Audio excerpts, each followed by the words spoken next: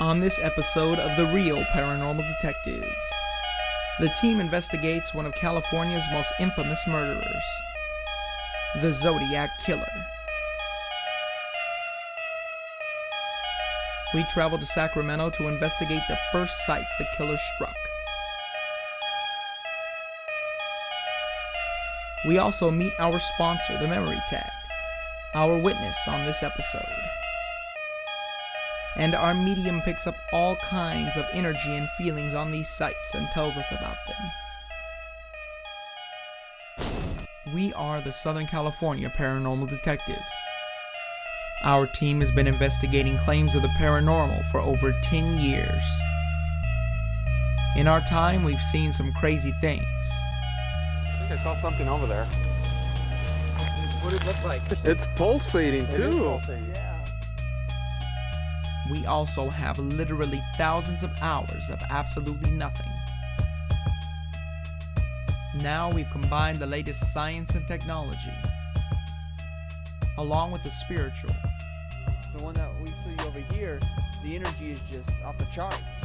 We've investigated ghosts, UFOs, cryptozoology, and even conspiracies. We want to finally show and find the truth. Meet our team. Myself, founder and parapsychologist, Jean-Pierre. My best friend and co-founder, Adam. My brother and our medium, Marcello. My wife, our photographer and Native American consultant, Danielle.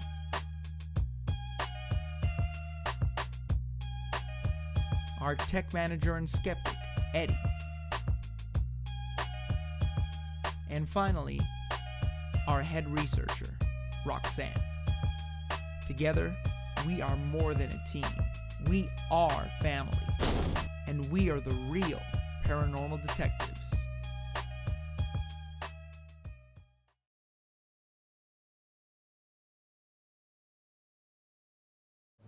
Okay, so tonight's investigation is going to be on the Zodiac Killer. He was a serial killer who was here in Northern California between the 60s and 70s. The case remains open and unsolved to this day. He wrote letters to the newspapers in the area claiming that he murdered 37 people. However, investigators on the case have only 7 confirmed victims. Two of those survived. So tonight's investigations are going to be at Lake Herman Road, which was the first confirmed killing, and that was with David Fairway, who was 17 years old, and Betty Lou Jensen, who was 16. Both victims were shot and killed on December 20th of 1968. Our second location is Blue Rock Springs Park, and that was with Michael Maglu, who was 19, and Darlene Farron, who was 22, and they were shot on July 4th of 1969. Michael survived the attack. However, Darlene was pronounced dead at arrival at Kaiser Foundation Hospital. So we're going to take our medium there, who does not know any of this information, and hopefully see what he picks up on. Yeah, definitely. One of the biggest things we do with my brother Marcello, who's our medium, is keep him away from any kind of information that can influence, his abilities with picking up the information. We want to make sure he just goes in with a clean slate, a blank mind, and sees what he picks up, with his abilities. Hi, I'm Marcello Gignoli from the Southern California Paranormal Detectives.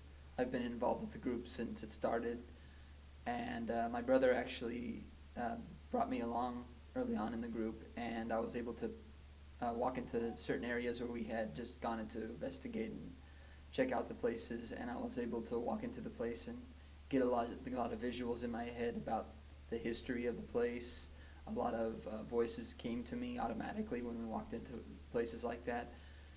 And from there, I think I was able to establish that I was the medium for the group, and I was able to help get in contact with the other side, with spirits and so on and so forth, and at times help them pass on from what I've experienced about the information and why the group keeps me away from certain information that they may find before we go to a case now it's based more on what I have experienced early on, and why I didn't why when I first started, when I didn't get information and was able to pick up on things, I guess, to elaborate on seeing and to validify what I have as my abilities, and to see more like, well, what else can he pick up on without knowing about it? So I think for their purposes, they're trying to see it on both standpoints, really show the spiritual and the scientific also. So.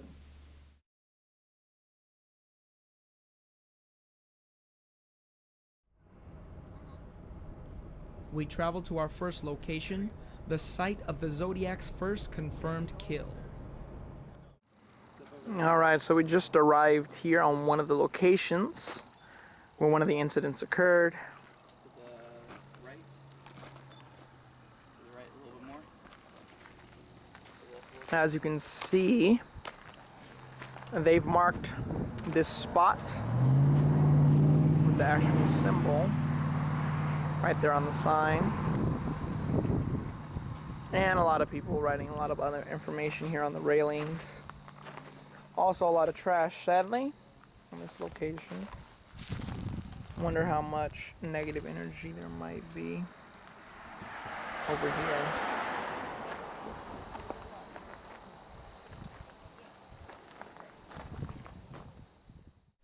So we just arrived here, and the group was asking me what I'd been feeling, and right now, just I'm kind of getting just not too much information. Mostly, I actually got some shadowy figures. I picked up on some spirits that are around here. I saw a visual of like someone dragging a body too, and I also had feeling like maybe more than 8 people had possibly been killed or something like that in the area, because I felt like this area had strong energy, just very much like focused in on one individual, or possibly it felt like it was very focused on one person that was very negative, and the rest were just kind of hiding or just staying around here because they were lost here in this place. So it feels like there's a lot of energy that is like just spread about here because there's so much loss in it. So I feel like that right now. Okay, so we're here at our first location off Lake Herman Road, and where we're standing pretty much exactly where we are physically standing is where the car was found that the 2 murder victims were in. The car was facing this way, so it's basically facing towards where the red and white sign is. And so we sent Marcello down the road to see if he felt anything, because we're assuming that the Zodiac would have walked up while the car was facing this way, so he wouldn't be noticed. Marcello also said he picked up on bodies being dragged, and while we've been walking around, I looked up some some of the crime scene photos, and both the bodies were out of the car. So that's actually I didn't know that, but that's an accurate statement that the bodies would have been removed from the car, and the Zodiac, unless he had a partner, he was the one who moved it himself. He also said that he picked up on a negative person. That would have been it. As far as any other killings go, I'm not sure what else has happened in the area. I know that I've heard this road has bad luck. He might be picking up on some crash victims too. But as far as this site goes, he's picked up on it quite a bit. That seems to be accurate for what would have happened here. Yeah, I mean, luckily I did look into the location of the place, and this is actually the place. The investigator who took a picture of the crime scene did actually took the picture all the way down the road, and I was able to pinpoint certain attributes of the site, and I know this is the site for sure, so that's good to know. Our medium and the rest of the team walk the entire site to see what they feel. And when our medium returns, he gives us his impressions of the site. Okay, so we walked around the place a little bit, and I had felt actually some more incidents that had occurred. Actually, I felt that there had been some killings around here, and from what I felt even more energy even inside, deeper into the place. Actually, I felt a lot of negative energy from, especially focused in on one thing, on one person, and I felt a lot of energy just that are so lost and scattered throughout the place. So I feel like it's hard to focus in on it at the moment, but I feel like that this is something that we're first experiencing coming out here. So I think as we investigate, we'll be able to hopefully get more answers from each one and hopefully help them get some closure and get some answers out, because it seems like there's a lot going on here, definitely. All right, guys, we're here tonight with our witness for the investigation. He's actually from our sponsor, the Memory Tag. That's why we're swagged out in the Memory Tag gear. And we're going to have our witness tell a little bit about himself, why he's here, and why he's interested in the paranormal. My name is James Parker. I'm a cameraman, grew up in California. Basically, I'm here to help with the shoot. I don't know a lot about paranormal activity, but I'm excited to learn a lot here. Cool, yeah, hopefully if anything occurs, being our witness, maybe we'll get to experience something he's never experienced before, because sometimes when we're doing this, we can have crazy stuff happen, so let's hope for a good night of investigating. We now go down the road to the second murder scene of the Zodiac killer. An unsuspecting park with a lot of history.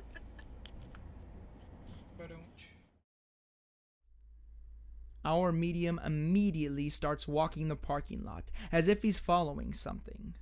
Something that's drawing him closer and closer to the spot the actual murder occurred.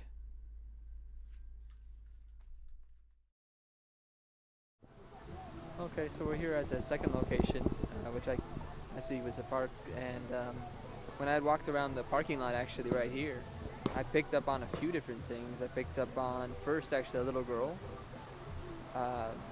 possibly could be named Mary or Annie, and I actually had felt an energy that something had happened to her here, possibly from another man named Carson.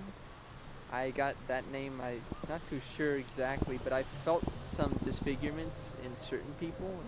I don't know why that was. I got some energies in that direction where possibly there was something odd about or different about those people, or that person particularly, that had happened here.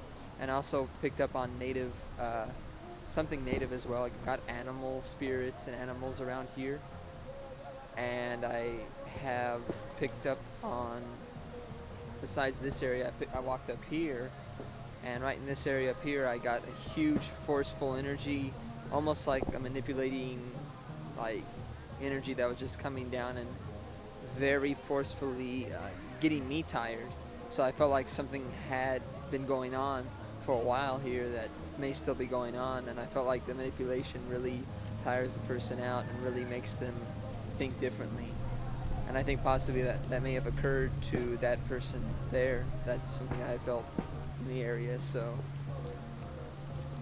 Okay, so we're here at our second location for the Zodiac killer murders, and this is where his second confirmed killing happened.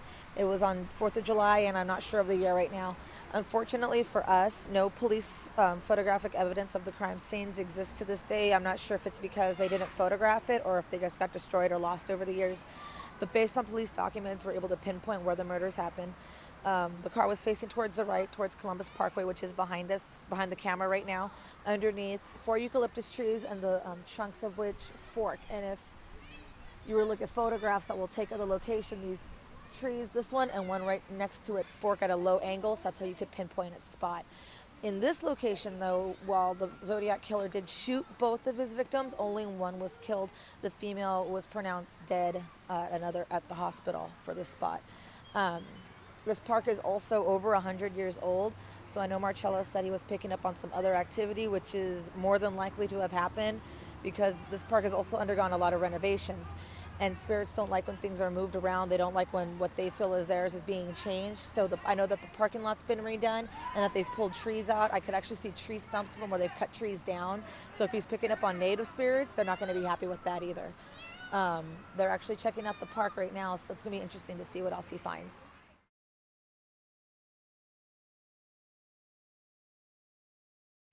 What's up, guys? Jean-Pierre here. We are here on an infamous site tonight of the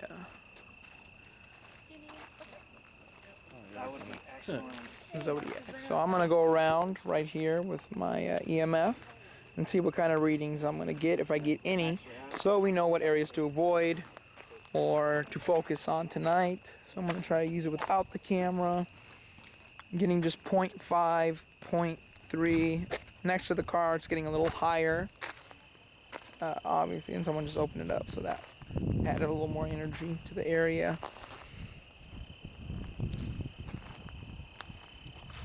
Okay, 0.2, 0.1. So this is the initial sweep we do just to try and, like I said, focus on the areas that might have less interference for this type of equipment. And, you know, avoid those areas that have extremely high EMF, which stands for the electromagnetic field.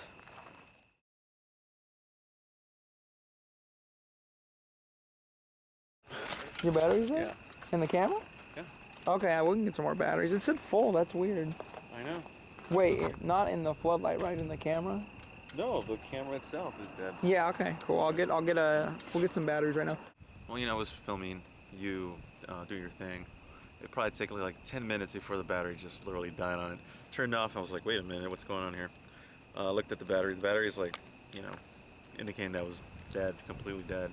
And according to you, Jean-Pierre, you said that the battery was full when you gave it to me, which actually I visually confirmed because I saw a little sign that said the battery was full. So 10 minutes, battery dead. Which is interesting. We did potentially have a communication with the spirit, and one of the biggest claims in the paranormal is that they can drain, you know, the energy of batteries and such. So I mean, that could be another potential indication of something going on. So cool. Hopefully it won't die again. Yeah, that would suck so much. If there's anything you're trying to communicate with us, could you please make our meter light up so we know that you're here? Okay, move it away and walk back by the car. Just want to see if it gets further, if it still reacts. Once again, if there's anything here, could you make our meter light up? If that was you, could you make it light up again? A little brighter. Can you go all the way up to orange? We know it takes a lot of energy, but if there's someone here that wants to communicate, you may be able to communicate with us, and we can communicate with you.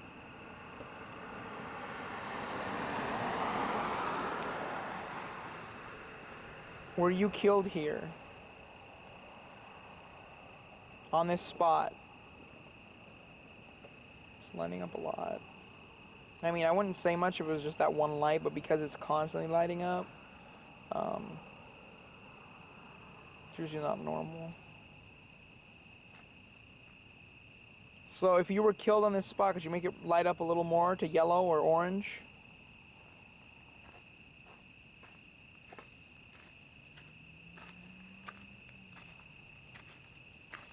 Are you one of the victims of the infamous tragedy that took place here? If you are, could you make it light up again, brighter, all the way up to yellow or orange? It's blinking a little bit.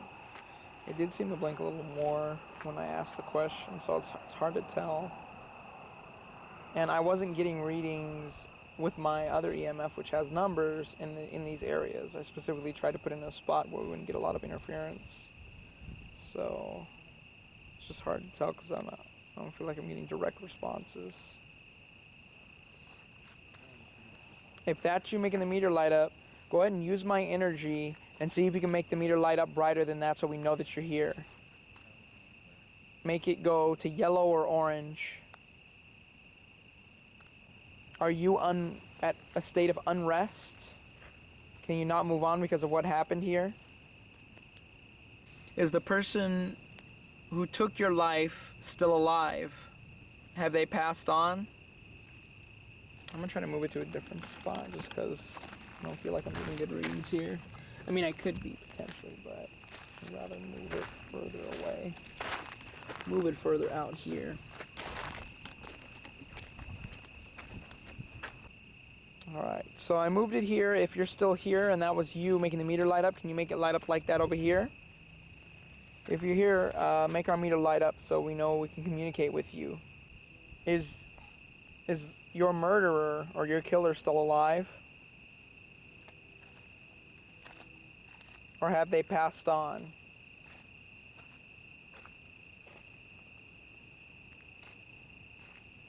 They've passed on?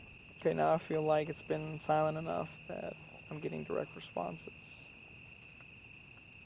So whoever this person is has passed on already. Is there anything we can help you with while we're here? Anything you want to say or do while we're here to try and give you some sort of help?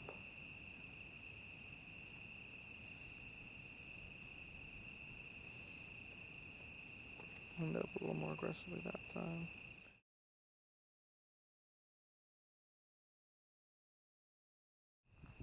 From what I was feeling, it felt like the energy of the person, the spirit, felt like it was trapped here.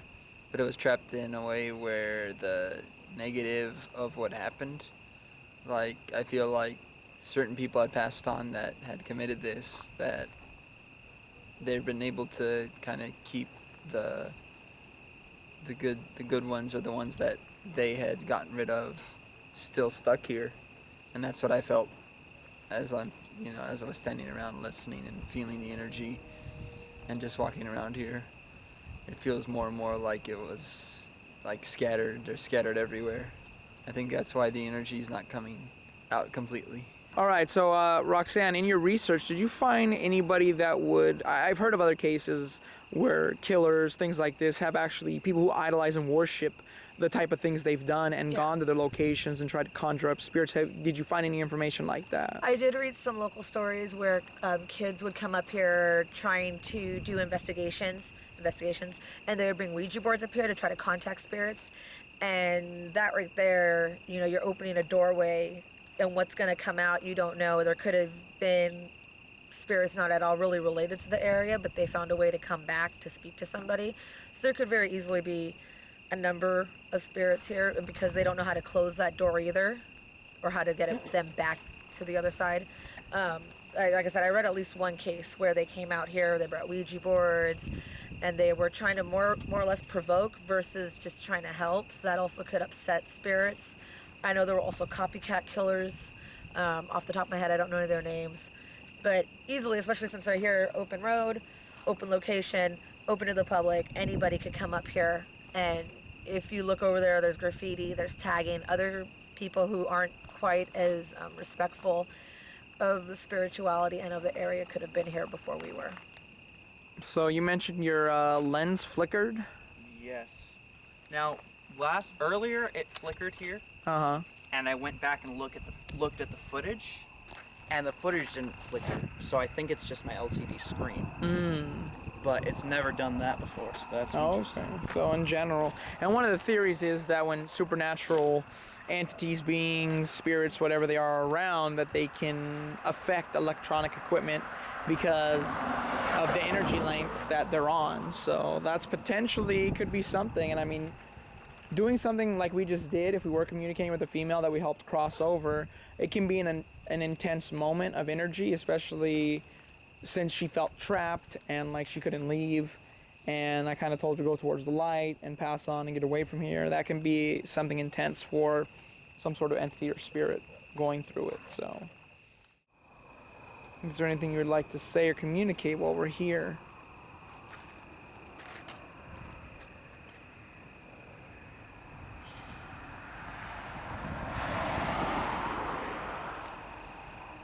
So right now, I hope we caught it on camera, there's some stuff on the ground. There's a lot of, unfortunately, stuff people have dumped here over time. But I swore I heard some footsteps right in front of me. So I'm hoping, I have my camera rolling. I'm gonna go back and look at it. There was no cars going by, so that should help with the audio. Hopefully we caught it on the audio device too, but I almost heard like right in front of me, just like that sound you just heard. So I'm hoping we caught that. If we did, great. That could be potentially some evidence. So I stepped a few steps that John Pierre had actually felt right here, and I kind of feel that what had happened was,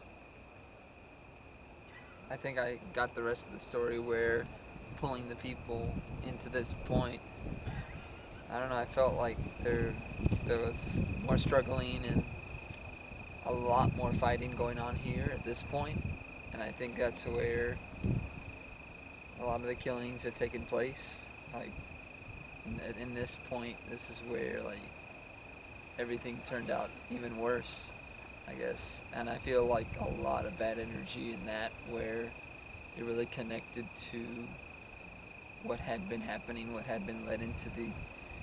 I feel like a deep energy inside that negativity that is completely, connected to that, and I felt like a huge energy just walking here. So, just taking those 2 steps. So, definitely something to look into a little more. Alright, so we're still here, guys, on this particular spot on Lake Herman Road. We are actually literally at the time that is presumed that the murders would have happened. It's been kind of quiet. We just interviewed Danielle about her experience of hearing a dog bark, but it was strange. It wasn't normal. And I heard a weird sound. We've had some hits on our EMF meters. Even the camera guy had a flicker in his camera, which he said was not normal for him. So I've had a few things happen, as well as a battery drain on one of our cameras. So, potentially a little bit of stuff. We'll see what else we get throughout the night. We also are going to a second location, which we showed you earlier. We're heading back to that park shortly, but we spend a little more time here and see if we catch anything.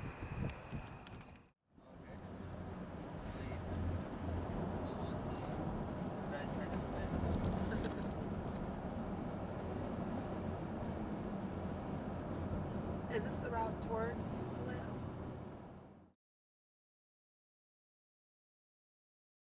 Anyway, as you can see, it's blocked off, so we cannot park. So JP and James stayed in the car, and we are in here. Luckily for us, foot traffic is still allowed through. So, and it's completely empty in here. But because we don't have our full crew with us, we're not going to do a full walkthrough of the park. We're just going to go to the main area.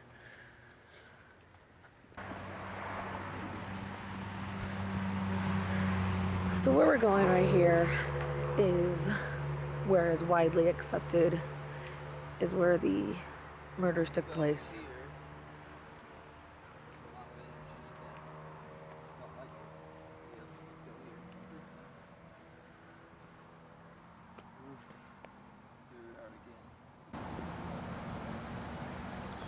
I still feel a lot of energy here. So make sure to film around here.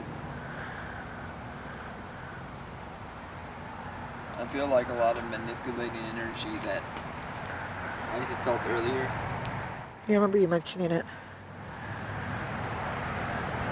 So I think the best way to think about it is that it feels like the exact same way it was done up there. Maybe in a way it feels like the energy was so constructed of inside the person too, like how the spiritual may have gotten involved too. It wasn't just what he was thinking. It was also created by it, by what's around him. I don't know, I feel like his history personally may be important too towards what happened.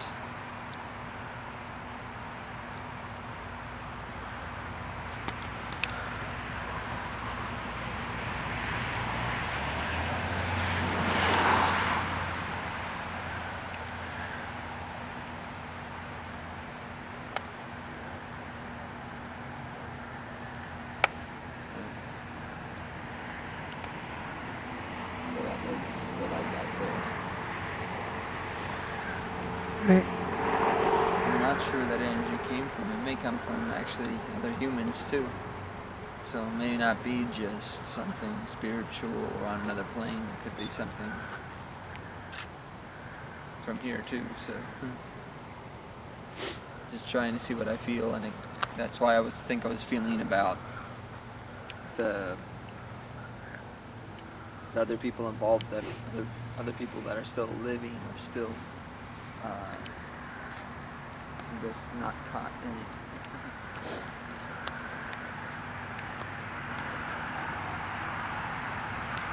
There's a lot of those things that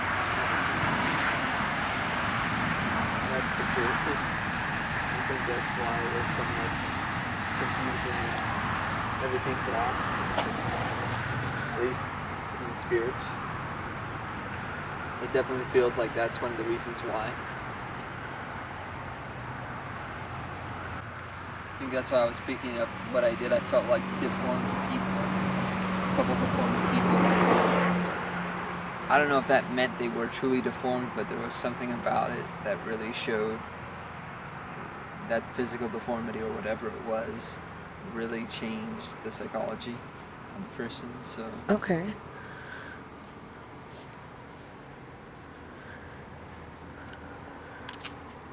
but that may also be something that is from the mind rather than actually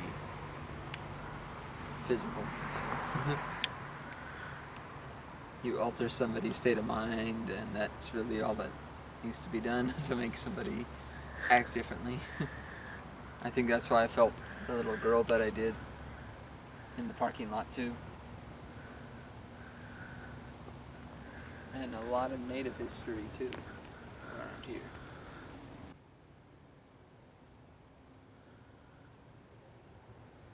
A lot of animal spirits.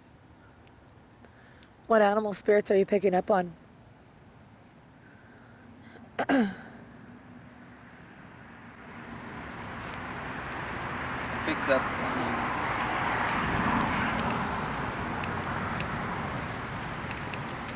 wolves, bears, some other ones as well. I'm trying to see.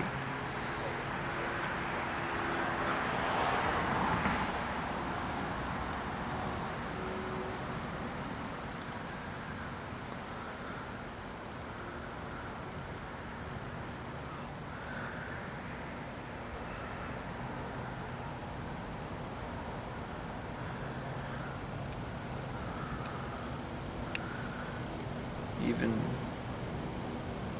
primates, possibly. I don't know if that's it.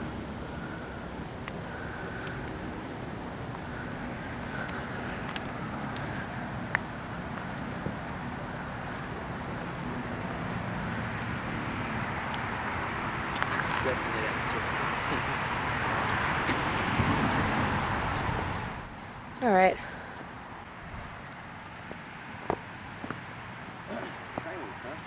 Yeah. That could be what I was feeling, because I felt something very strongly. I don't know. It felt like something has been here, is here, that really has a lot of strength and really a lot of power against the. Do you think that could have possibly been like tied into that strange howl they heard? I think so, actually. Because they said, remember they said they heard something. Did you hear it too? Yeah. Okay, so yeah, you heard that, and then you're feeling something over here, Yeah. and really it's within 7 miles. Yep. And those hills are pretty expansive. Those dogs were barking. Oh, almost fell down. Those dogs were barking at something. Yep. That's true.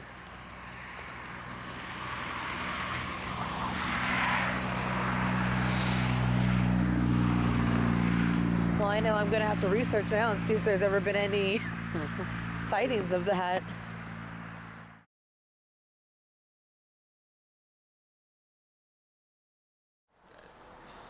So at the park tonight, I experienced a few different things. Actually, we walked towards the tree line area, and from that area, I actually picked up on a lot of what I experienced the first time, and I got more answers to it. Felt like there was a connection, definitely, to the first area we went to, and I felt like there was a lot of psychological issues, a lot of different issues that really showed why I had felt like there was I guess, connection with someone being disfigured, that it may not be something physical, maybe something more mental. And I felt like that was something that set off maybe the person to do the actions they did. And I also had felt like a lot of animal spirits around there, actually even feeling something of a primate, maybe of a Bigfoot that had been there too. And I felt like that may even come from the howl that we had heard earlier. So from my experiences there at the park, I felt like I guess everything that happened there really connects to each other, like especially the energy that I had felt drained with, and the little girl in the parking lot area as well. It felt like what happened to her too was connected there, because the energy that really drained me kind of felt like that energy that may have made others, and including that guy, turn, I guess, more vicious and more culpable to do those kind of things. So that was what I had felt when I went into the park. So. All right, so tell us if you experienced anything and what you felt about the investigation tonight. Okay, so first things that we saw, we had a possible communication with a spirit. We saw that it reacted to certain things that you said to it on the monitor. We're able to see activity. Second thing was, while we were recording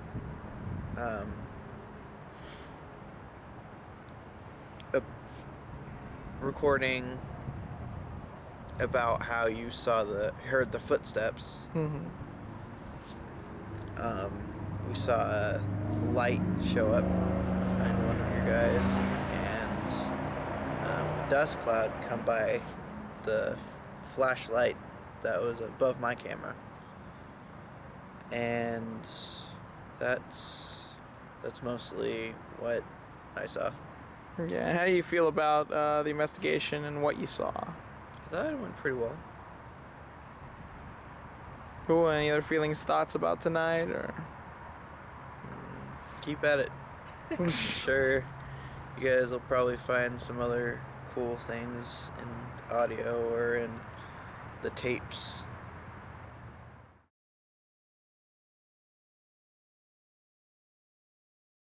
Is there anything you would like to say or communicate while we're here?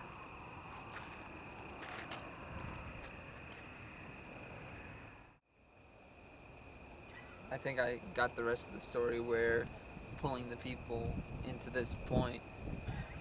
I don't know, I felt like there was more struggling and a lot more fighting going on here at this point.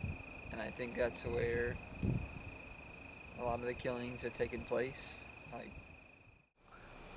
All right, guys. So we're back here again talking about what happened when we were interviewing Marcello, and the weird light we saw behind him, and then that little almost ball or energy of dust that went by this camera that we're talking to. We tried with German to debunk and figure out what could have caused that light.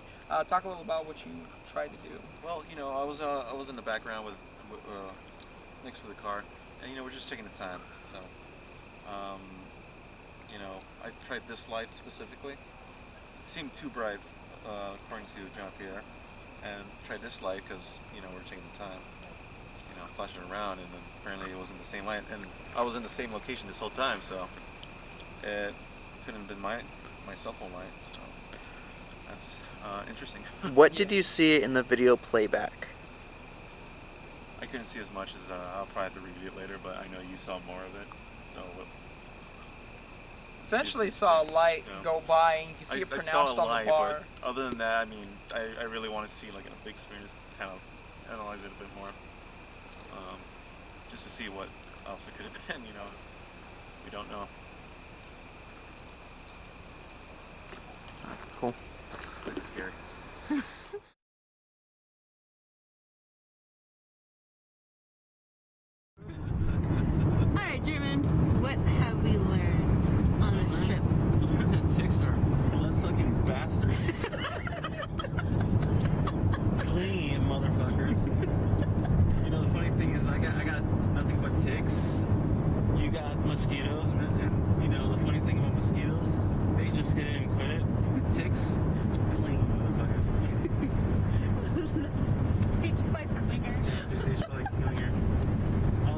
suck me dry.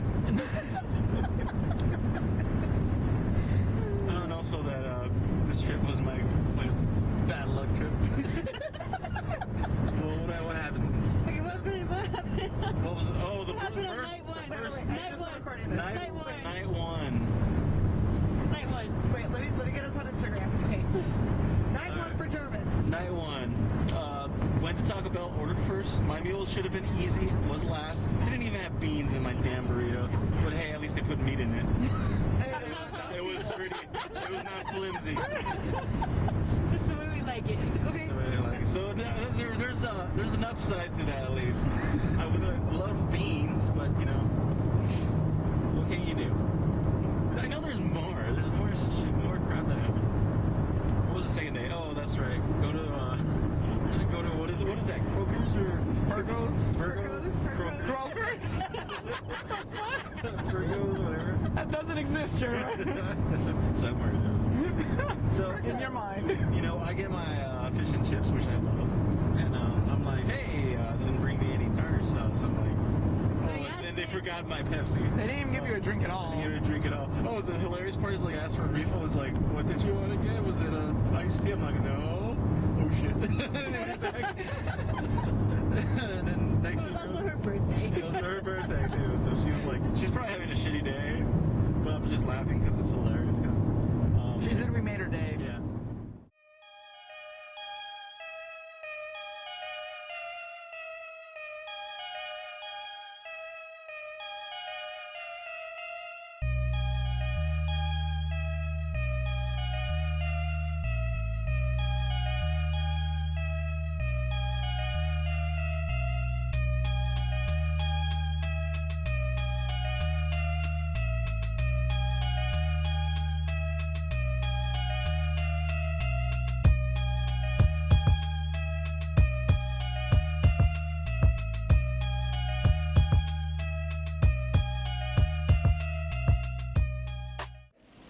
He's like, this is why we don't go on nice dates anymore.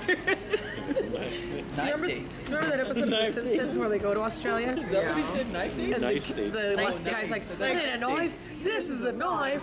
That's a spoon. See, you played Knocky Spoony before. Man, these tacos are pretty. I thought you said knife. That's how we don't go on knife dates anymore. I thought you went to the knife stores or something. you know, like the knife stores, special knife stores that specialize in knives. Specialized.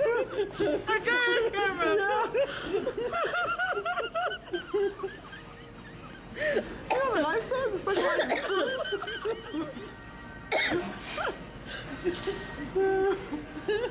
in Not the knife store that carries forks. Yeah, that's the other one. You No, wanna no, go no, that no, one. no, You no. want to go to the knife They don't know what store? they're doing there.